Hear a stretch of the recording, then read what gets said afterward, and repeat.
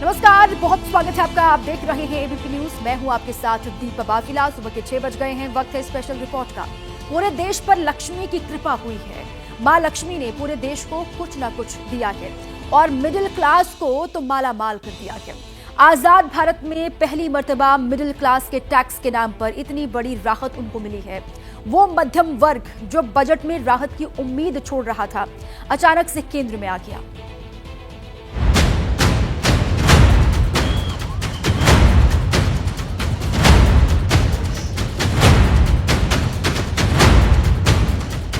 That there will be no income tax payable up to income of 12 lakh rupees.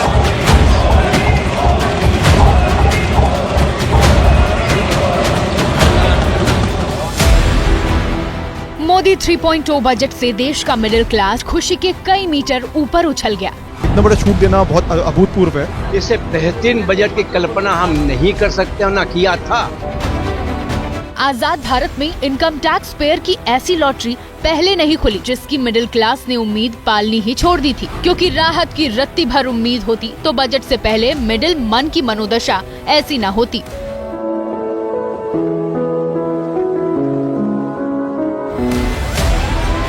वित्त मंत्री निर्मला सीतारमण जब बही खाता लेकर संसद की ओर बढ़ रही थी, तब सोशल मीडिया पर ये मीम खूब चल रहा था।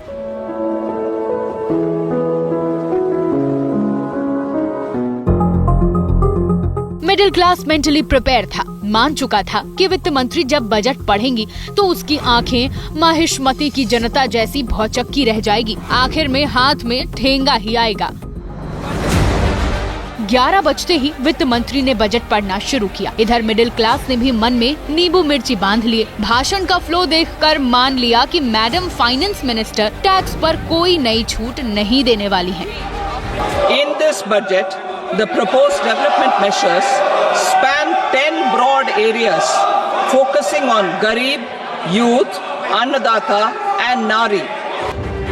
लेकिन 78 मिनट के भाषण में 72वें मिनट पर वित्त मंत्री ने इनकम टैक्स का चैप्टर खोला तो फिर वो हुआ जो बीते 11 साल में नहीं हुआ।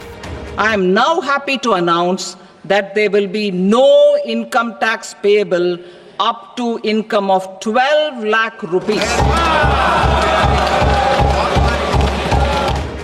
देश के मिडिल क्लास ने हाल के वर्षों में आम बजट में अपने लिए इससे बड़ा मेगा शो नहीं देखा। Average income of 1 lakh per month other than the special rate income such as capital gains under the new regime. This limit will be 12.75 lakh for salaried taxpayers due to the standard deduction of 75,000. कई साल से middle class जो खुद को अभागा मान रहा था, मोदी सरकार ने एक झटके में उसके भाग्य जगा दिए। सालाना 12 लाख रुपए तक कमाई पर उसे टैक्स से मुक्त कर दिया। I am now happy to announce that there will be no income tax payable up to income of 12 lakh rupees.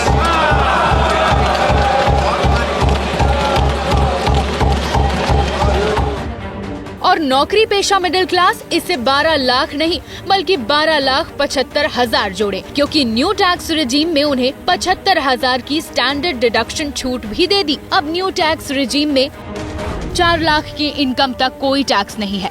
4 से 8 लाख पर 5% और 8 से 12 लाख पर 10% छूट है। छूट के बाद न्यू टैक्स रिजीम में ये भी नहीं लगेगा। 12 से 14 लाख सालाना इनकम वालों को 15% टैक्स देना पड़ेगा। इससे ऊपर जैसे जैसे 4-4 लाख रुपए का स्लैब बढ़ेगा, टैक्स भी 20, 25 और 30% हो जाएगा। लेकिन बड़ी बात है, साल के 12 लाख यानी हर महीने 1 लाख रुपए तक कमाने पर कोई टैक्स नहीं, यानी जितना कमाया पूरा का पूरा जेब में। इनकम टैक्स का कोई कट नहीं। दोनों हाथों में लबालब कैश, जहां चाहो खर्चो, इन्वेस्ट करो। प्रधानमंत्री सामने आए, उन्होंने भी यही कहा। फोकस खजाना भरने पर नहीं, लोगों की जेब भरी रखने पर था। आमतौर पर बजट का फोकस इस बात पर रहता है कि सरकार का खजाना कैसे भरेगा, लेकिन ये बजट उससे बिल्कुल उल्टा है। लेकिन ये बजट देश के नागरिकों की जेब कैसे भरेगी, देश के नागरिकों की बचत कैसे बढ़ेगी, ये बजट इसकी एक बहुत मजबूत नींव रखता है। 2 साल पहले सरकार ने ही ओल्ड टैक्स रिजीम और न्यू टैक्स रिजीम की 2 बिरादरी खड़ी की थी। आज वो दीवार गिरने के भी संकेत मिले। ओल्ड टैक्स रिजीम में कोई भी छूट नहीं दी। इशारा साफ था कि अब न्यू टैक्स रिजीम ही चलेगा, जिसे भी फायदा लेना हो इसी में मिलेगा। I reaffirm the commitment of the tax department to trust first, scrutinize later. I also propose to introduce the new income tax bill next week. कई दशकों में ये पहली बार हुआ है जब कृषि, उद्योग, रेलवे, हाईवे को पीछे छोड़कर इनकम टैक्स बजट की लाइमलाइट बना है। अरसे बाद किसान से ज्यादा मिडिल क्लास, इन्वेस्टमेंट से ऊपर इनकम टैक्स हाईलाइट हुआ है। दावा किया जा रहा है कि आजाद भारत में इससे बड़ी इनकम टैक्स किसी सरकार ने नहीं दी है। यूपीए सरकार ने 2005 में 1 लाख रुपए तक इनकम टैक्स छूट दी थी। 2012 में बढ़ाकर इसे 2 लाख किया गया। 2014 में एनडीए सरकार ने इसे बढ़ाकर 2.5 लाख, फिर 2019 में 5 लाख और 2023 में 7 लाख कर दिया गया और 2025 में बम्पर छूट दे दी। एक झटके में 5 लाख रुपए इनकम और टैक्स दायरे से बाहर कर दी। छूट 7 लाख से सीधे 12 लाख कर दी।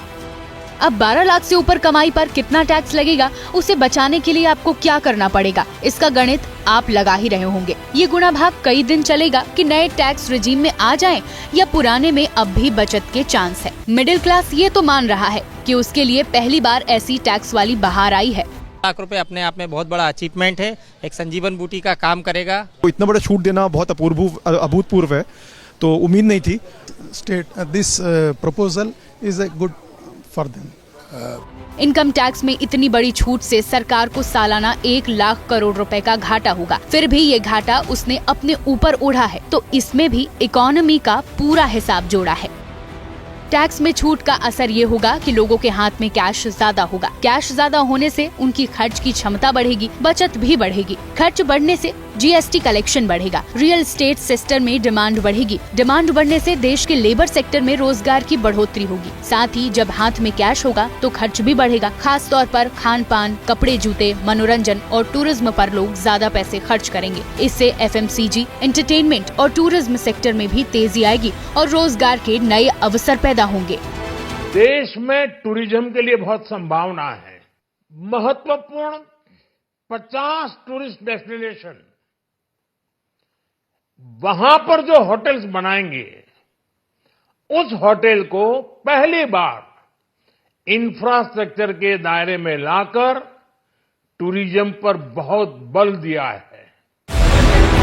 जैसे हर बजट का एक साइंस होता है, वैसे ही हर बजट का एक पॉलिटिकल साइंस भी होता है। कहीं जाइएगा मत, क्योंकि मिडिल क्लास के मालामाल बजट में कई ऑफर आपको दिखाने अभी बाकी हैं। आपको ये भी दिखाना है कि मिडिल क्लास पर इतनी बड़ी मेहरबानी की वजह क्या है, क्या इसका सियासी नाता है।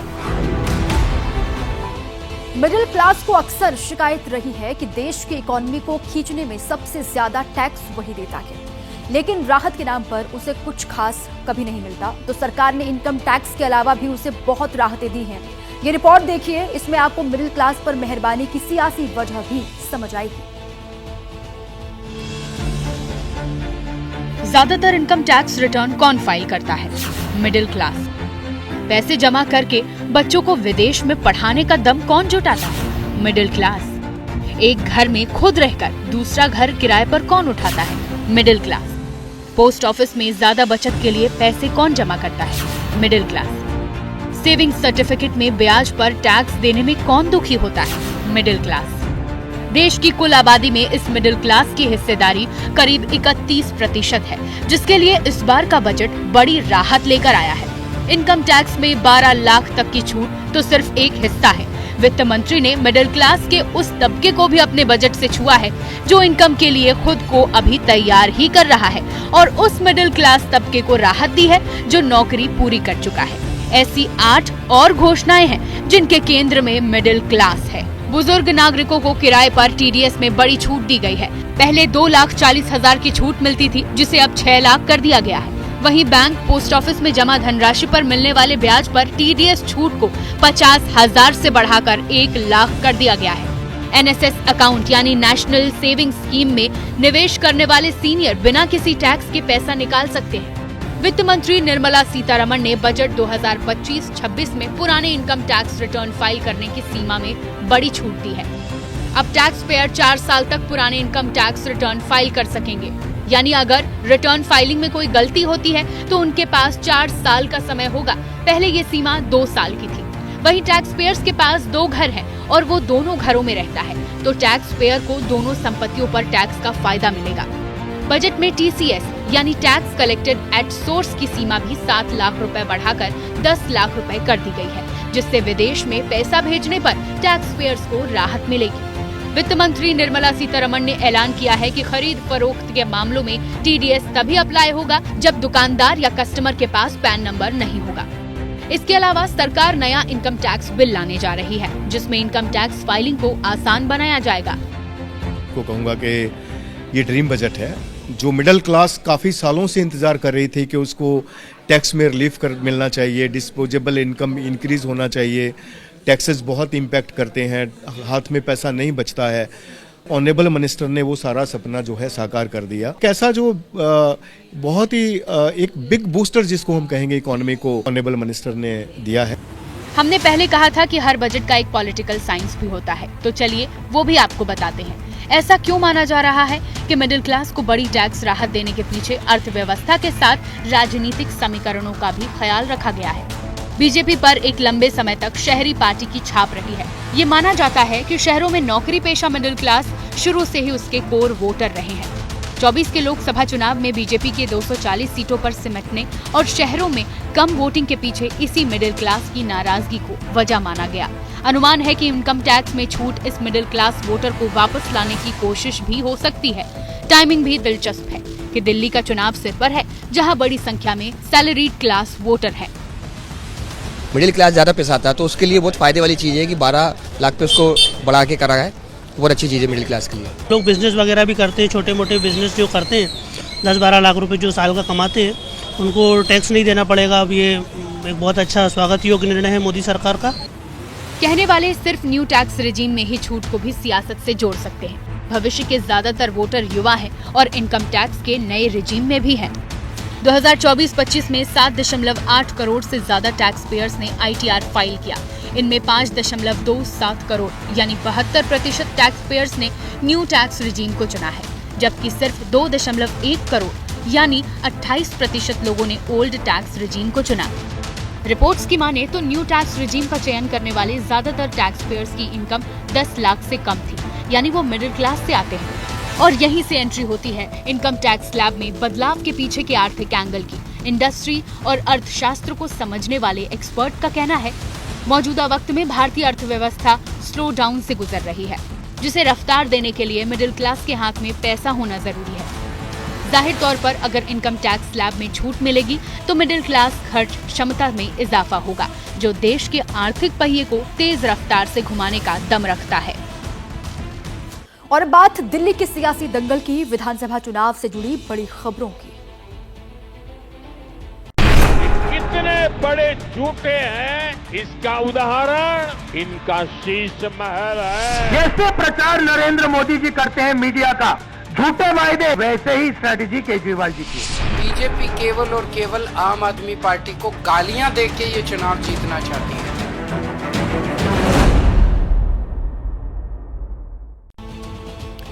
दिल्ली में चुनाव प्रचार का कल यानी कि 3 फरवरी को आखिरी दिन है। देश की राजधानी के रण को जीतने के लिए आम आदमी पार्टी, बीजेपी और कांग्रेस ने अपनी पूरी ताकत झोंक दी है।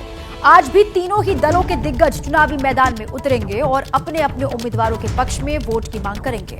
आखिरी दौर के प्रचार में बीजेपी आज दिल्ली में 65 जनसभाएं और 3 रोड शो करेगी। इसमें पीएम मोदी की दोपहर 12 बजे आरके पुरम में सेंट्रल पार्क में रैली होनी है और रक्षा मंत्री राजनाथ सिंह, ज्योतिरादित्य सिंधिया और कई राज्यों के मुख्यमंत्री भी बीजेपी को वोट देने की दिल्ली में अपील करेंगे। इसके अलावा पार्टी के 241 सांसद बजट 2025 की घोषणाओं को दिल्ली की जनता तक पहुंचाकर चुनाव प्रचार करेंगे। वहीं आम आदमी पार्टी के राष्ट्रीय संयोजक और पूर्व दिल्ली के मुख्यमंत्री अरविंद केजरीवाल भी कई जनसभाओं को संबोधित कर दिल्ली में एक बार फिर आम आदमी पार्टी की सरकार बनाने की अपील करेंगे। अगर कांग्रेस की बात करें तो राहुल गांधी शाम को 7 बजे मटिया महल में, प्रियंका गांधी वाड्रा शाम 5 बजे सीमापुरी और शाम 7 बजे बाबरपुर में रैली करेंगे। इसके अलावा मल्लिकार्जुन खड़गे भी शाम 7 बजे मुस्तफाबाद में चुनावी रैली करते हुए दिखाई देंगे। दिल्ली में 5 फरवरी को विधानसभा चुनाव के लिए वोटिंग होनी है, जबकि नतीजे 8 फरवरी को सामने आएंगे। आज किसकी कहां रैली होनी है? पीएम मोदी आरके पुरम में दोपहर 12 बजे जनसभा करते हुए आपको नजर आएंगे। राहुल गांधी मटिया महल में शाम को 7 बजे होंगे, वहां पर उनकी जनसभा होगी। प्रियंका गांधी वाड्रा सीमापुरी में होंगी शाम 5 बजे और उसके बाद बाबरपुर में शाम 7 बजे उनकी जनसभा होने वाली है। मल्लिकार्जुन खड़गे मुस्तफाबाद में शाम 7 बजे जनसभा करते हुए आपको दिखाई देंगे। दिल्ली का रण और प्रचार के आखिरी 2 दिन बचे हैं और ऐसे में हर पार्टी किस तरीके से एड़ी चोटी का जोर लगा रही है वो आपको हम बता रहे हैं। देखिए आज कहां पर आम आदमी पार्टी, कांग्रेस पार्टी, बीजेपी सभी पूरी ताकत के साथ प्रचार करते हुए इन 2 दिनों में दिखाई देंगे। गृह मंत्री अमित शाह ने दिल्ली विधानसभा चुनाव में अरविंद केजरीवाल और आम आदमी पार्टी की हार की भविष्यवाणी की। एबीपी न्यूज से एक्सक्लूसिव बातचीत में अमित शाह ने दावा किया कि केजरीवाल के झूठ को दिल्ली की जनता समझ चुकी है और वो खुद चुनाव हार रहे हैं। दिल्ली में डबल इंजन की सरकार इस बार बनेगी। देश के गृह मंत्री अमित शाह भव्य रोड शो कर रहे हैं रोहतास नगर में। विधानसभा भले ही जीती हुई हो, लेकिन मेहनत में और यहाँ पर समर्थकों का हुजूम देखते ही बनता है। क्या कहेंगे अमित, भीड़ को देख के, उत्साह को देख? दिल्ली की जनता तय कर चुकी है कि 8 तारीख को मोदी जी के नेतृत्व में दिल्ली में डबल इंजन सरकार बनने जा रही है। सबसे बड़ा भरोसे का कारण क्या है कि इस बार सरकार बन जाएगी? देखिए, झूठ कितनी भी कुशलता से बोला जाए, इसके आयुष्य की एक सीमा होती है। 10 साल में केजरीवाल जी के सारे झूठ, फरेब और धोखे को जनता पहचान चुकी है। केजरीवाल स्वयं अपनी सीट पर से बड़े मार्जिन से चुनाव हारने जा रहे हैं। कह रहे हैं कि भारतीय जनता पार्टी डरा रही है आम आदमी पार्टी के, कई विधायक भी शामिल हो गए हैं, अलग अलग आरोप लग रहे हैं। यहाँ तक कह रहे हैं कि अगर बीजेपी की सरकार आई तो जो मुफ्त चीजें दी है आम आदमी पार्टी ने वो बंद कर दी जाएंगी, वो प्रचार में कह रहे हैं। अब उनको कोई नहीं सुनता है। हमारी पार्टी ने स्पष्ट कर दिया है, मोदी जी ने भी स्पष्ट किया है कि एक भी गरीब कल्याण की योजना बंद नहीं होने वाली है। और इसके साथ साथ आज जो मोदी जी ने 12 लाख तक इनकम टैक्स माफ किया है, दिल्ली का व्यापारी, दिल्ली का छोटा व्यापारी, सभी लोग बहुत खुश हैं। आदमी पार्टी कहती है कि कांग्रेस बी टीम है, भारतीय जनता पार्टी की मदद कर रही है आपको जीतने में। कांग्रेस और आप दोनों से हमारे वोट का टोटल बहुत बड़ा होगा। इस बार आप भीड़ देख रहे हैं, इस पर सबसे ज्यादा भरोसा, वो कह रहे हैं जो बजट आया है वो निराशाजनक है, मिडिल क्लास के लिए नहीं बनाया गया। नहीं, उनका ये कहना लाजमी है, वो स्वयं निराश हो चुके। जब आप यहाँ पर भीड़ देख रहे हैं, इस बार कितनी सीटों का दावा कर रहे हैं? सीटों का तो आकलन में नहीं कहना चाहूंगा, मगर अब तक भाजपा की सबसे बड़ी जीत दिल्ली में होगी। कार्यकर्ताओं का भरोसा देखकर आप देखकर बता देते हैं कि इस बार जीत का मार्जिन या फिर बाकी सारी भावनाएं, ये भावनाएं क्या बता रही हैं? नहीं, बहुत अच्छे मार्जिन से जीतेंगे, रिकॉर्ड तोड़ जीत से। करावल नगर जाकर आए, मुस्तफाबाद जाकर आए, मैं कभी कल्पना नहीं कर सकता मुस्तफाबाद में ऐसी रैली हो सकती है। सच है कि बार-बार आरोप लगते हैं कि मुसलमानों के हित में भारतीय जनता पार्टी फैसले नहीं लेती है। वो कहते हैं कि मुसलमानों के हित में पार्टी फैसले नहीं लेती है, इस तरह के आरोप लगाते हैं। देखिए, पॉजिटिव वोट की हम अपेक्षा कर रहे हैं। दिल्ली को अब इंतजार है मोदी जी की डबल इंजन सरकार का, और दिल्ली को दुनिया भर में सबसे 1 नंबर की कैपिटल बनाने। बजट आपने भी सुना, बजट को आप कितने नंबर देंगे और क्यों? हाँ? बजट आपने भी सुना है, बजट को कितने नंबर देंगे और क्यों? बहुत अच्छा बजट है और समाज के हर वर्ग को राहत देने वाला, उत्साह देने वाला और उनकी वेल्थ को बढ़ाने वाला। हमेशा यहाँ पर जो आप हुजूम देख रहे हैं समर्थकों का, यहाँ पर भीड़ देख रहे हैं, वो देखते ही बनती है और उसके साथ साथ भरोसा कि इस बार जीत भारतीय जनता पार्टी की होगी, जिसका फैसला 5 फरवरी को जनता कर देगी। Manogya Loiwal, Delhi, ABP news.